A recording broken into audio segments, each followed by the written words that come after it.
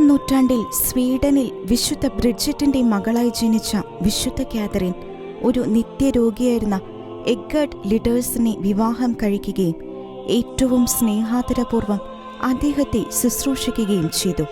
ഭർത്താവിൻ്റെയും അമ്മയുടെയും മരണശേഷം വിശുദ്ധ ബ്രിഡ്ജറ്റ് സ്ഥാപിച്ച പരിശുദ്ധ രക്ഷകന്റെ സഭയിൽ അവൾ അംഗമായി.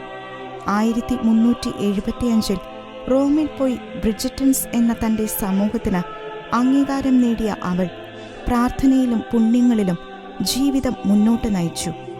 അമ്മയുടെ വിശുദ്ധ ചുവടുകളിൽ സഞ്ചരിച്ച അവൾ 50-ാം വയസ്സിൽ നിത്യസമ്മാനത്തിനായി യാത്രയായി.